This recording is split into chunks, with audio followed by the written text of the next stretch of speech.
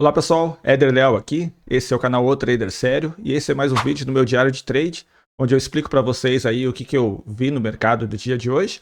E hoje o mini índice deu poucas oportunidades no meu operacional, tá? Eu peguei uma primeira boa oportunidade e depois deixei passar uma outra que eu já vou explicar o porquê que acontece isso, tá? Terça-feira, 22 de julho de 2025, eu comecei o dia de hoje analisando aqui como o último movimento de ontem, que é o que eu sempre faço antes de começar o dia, como um movimento aqui de equilíbrio dentro dessa região aqui de ontem. Só que eu tenho aqui outros pontos de atenção, tá? Pontos principalmente de resistência. Eu tenho uma linha passando aqui, que é uma linha de uma tendência baixa aqui dos 60 minutos, tá? Eu tenho o contexto do diário, que ainda são barras mostrando equilíbrio, onde o preço está se deslocando para baixo, porém sem movimentar o preço. Tá? Eu tenho aqui a máxima do dia de ontem como um ponto também de referência aqui de boa resistência.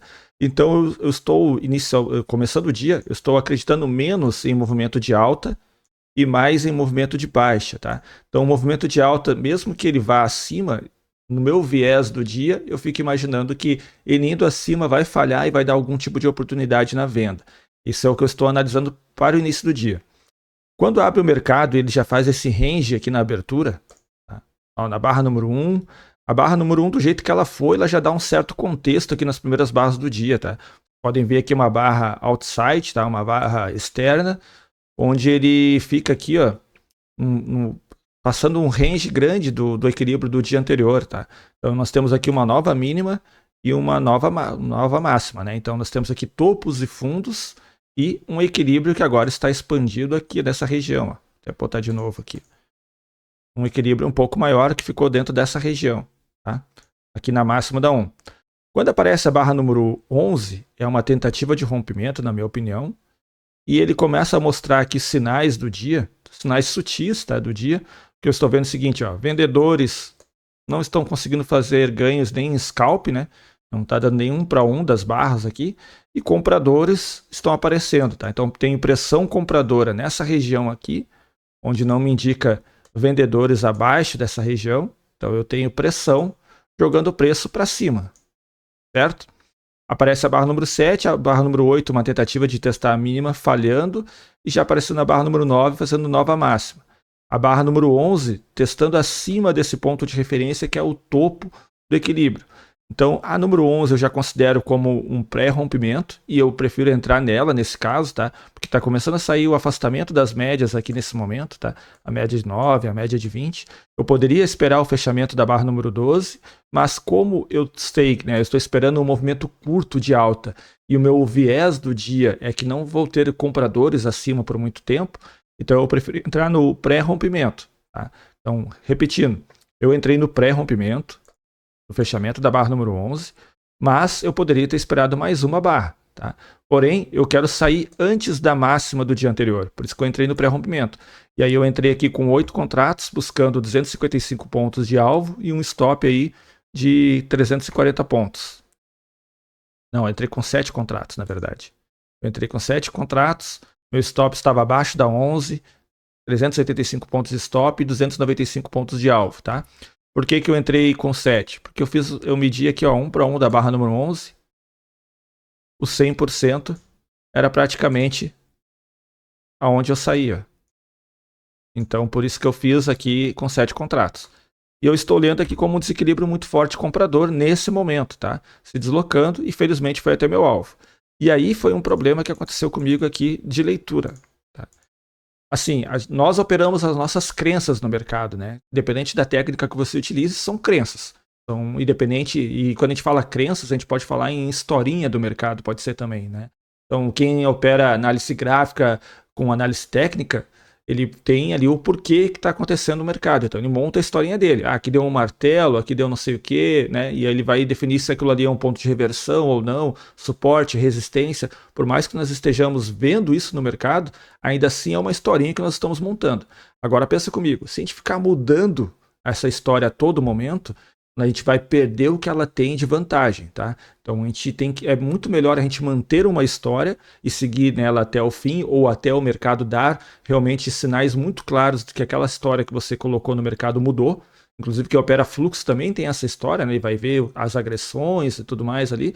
Então, a ideia é a mesma. A gente está operando as nossas crenças, aquilo que a gente acredita que vai acontecer. Veja só, eu estava vendo aqui como um desequilíbrio muito forte.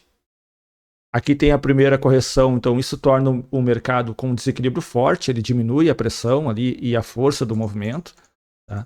Vou colocar de novo aqui, ó, essa grade de acordo com o meu operacional, com aquilo que eu enxergo do mercado, as forças do mercado. Então eu entrei aqui, no momento que teve aquela primeira correção da barra número 14, ele perdeu força, ele veio para cá. E aí o próximo ciclo natural do mercado é vir para desequilíbrio fraco, certo? E isso acabou acontecendo. Porque ele vem na barra número 23, a 24, a 25, isso aqui já caracteriza um desequilíbrio fraco.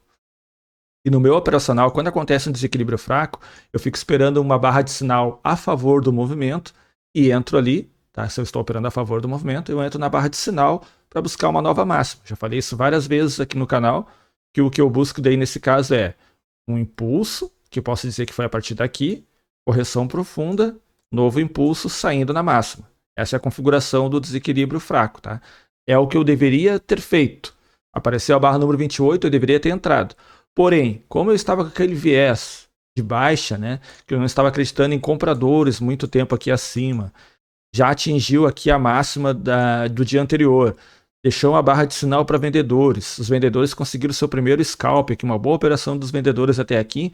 Eu fico desconfiado dessa operação, de que não vai chegar até a máxima, como eu já estava com uma operação ganhadora e é um mês que eu já estou influenciado de buscar um resultado que está negativo. Eu não tive aqui posso dizer, a coragem de entrar nessa operação para buscar o meu alvo, que é o que deveria ter sido feito. Eu hesitei e quando eu acabo hesitando demais, eu perco a entrada e fico de fora. Foi o que aconteceu, tá? Porque eu não estou confiante nesse movimento. Mas veja que o movimento aconteceu. Ó, ele foi lá na máxima do dia. Então, voltando aqui para a minha tabela, eu tenho aqui, ó, a primeira operação que eu fiz no desequilíbrio muito forte. No desequilíbrio forte eu não quero entrar. Geralmente eu não gosto de entrar no desequilíbrio forte. No desequilíbrio fraco, aí sim, já é um tipo de entrada que eu gosto. E aí o próximo ciclo, dentro da minha leitura, se tudo acontecer da forma técnica, é o mercado ir para um equilíbrio. E por que ele vai para um equilíbrio depois disso? Porque ele vai fazer uma nova correção profunda em algum momento. Pode ser que a correção profunda seja mais curta que a anterior, então ele se mantém no desequilíbrio fraco. Ou ele pode vir fazer uma correção profunda passando até o fundo anterior. E isso caracteriza um equilíbrio de preço. E por que é um equilíbrio de preço, tá? É porque ele fica dentro do mesmo range. Ele fica dentro de uma região de preços e não sai dessa região de preço. Por isso que eu chamo de equilíbrio. Não tem vantagem, nenhuma das duas partes tem uma grande vantagem. Já não existe mais a força no mercado, ele está se movimentando apenas por pressão. Por isso que eu coloco assim. E por que eu falo em desequilíbrio muito forte e não em rompimento, tá? Porque dependendo da técnica que a pessoa trabalhe, ela vai entender que rompimento é sempre que rompe um candle anterior. E tudo bem, é uma espécie de rompimento também. Então eu prefiro não considerar apenas o rompimento, eu gosto de considerar aquilo que é o desequilíbrio do preço. Se antes aqui o preço estava equilibrado e não saindo dessa região, aqui a gente já consegue ver o preço se movimentando com vantagem dos compradores. Quem está ganhando a partir daqui? Os compradores. Só que ele era muito forte no início e vai perdendo a força. Agora aqui já aparecem os vendedores, mas os compradores novamente levam para a nova máxima, então é um desequilíbrio fraco até aqui no movimento, tá? Então o que eu tenho para dizer para vocês no vídeo de hoje, principalmente, com base no que eu tenho de experiência, é que é muito melhor a gente ter a nossa historinha do mercado, a nossa crença do movimento e seguir aquela crença até o final, independente se der stop ou se der alvo. Então nós temos nosso operacional, você faz essa leitura de acordo com o que você está enxergando, o que está acontecendo no movimento, executa o seu operacional e se der stop ou der alvo, aí vai depender da estatística do operacional, do que você ficar colocando mais viés e mudando a historinha durante o pregão. Tá? Eu estava com aquele viés de que não teria compradores acima para o dia, mas eu deveria ter operado aquilo que está acontecendo. É o que eu falo também para vocês sobre o mapa e o terreno, né? Então, o mapa é o operacional, o terreno é o que de fato está acontecendo. O que de fato estava acontecendo aqui é, o mercado fez todo o movimento técnico. Desequilíbrio muito forte, depois desequilíbrio forte, que é correções curtas, fazendo nova máxima. Desequilíbrio fraco, fazendo aqui uma correção profunda e fazendo uma nova máxima aqui. Ainda está em desequilíbrio fraco, mas veja que agora ele já está tentando buscar aqui esse fundo, o que vai caracterizar um equilíbrio, até porque eu vou começar a deixar de ver ele fazendo novas máximas. Depois disso ele pode romper, né? Pode entrar em desequilíbrio de novo, tanto para compradores quanto para vendedores. Beleza, pessoal? Então vou mostrar aqui meu relatório de performance. Então, vamos lá em negociação, relatório de performance. Na conta simulador eu não tenho nada.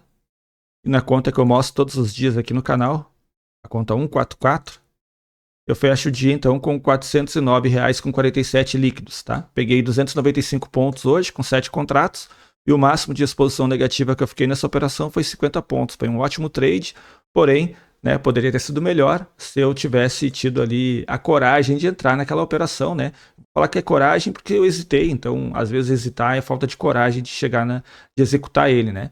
Mesmo com toda a experiência, é um mês que eu estou tentando correr atrás, já estava ali com 0,75 R no dia. Eu fiquei pensando, pô, se eu entrar aqui, eu já estava com o viés vendedor. Aí se eu entrar aqui e ele realmente confirmar o viés vendedor, eu vou ser estopado e provavelmente não vai aparecer uma outra boa oportunidade no dia, pelo horário que já estava ali. Mas tudo bem, é muito melhor então eu não ter coragem enquanto eu estou ganhando aqui e fechar o dia positivo, do que eu ter excesso de coragem quando eu estou perdendo. Então, quando eu estou perdendo, eu tenho menos coragem ainda, eu vou ficar muito mais atento aos sinais do mercado. Beleza? Então, aqui no gráfico de operações, no gráfico de patrimônio, ó, praticamente não apareceu nada contra no trade de hoje. E assim encerro o dia de hoje. Deixe nos comentários como foi o seu dia. Fala para mim se faz sentido o que eu falei sobre crença do mercado, sobre o que a gente consegue ler do mercado, o que cada um lê de acordo com a sua técnica, né? E se você gosta desse tipo de conteúdo, não esqueça de deixar um like, isso ajuda muito o meu canal e a aparecer para mais pessoas também.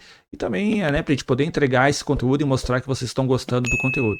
E se você não é inscrito no canal, se inscreva para poder acompanhar diariamente os vídeos que eu faço aqui, falando sobre as minhas operações, sobre a forma que eu leio o mercado.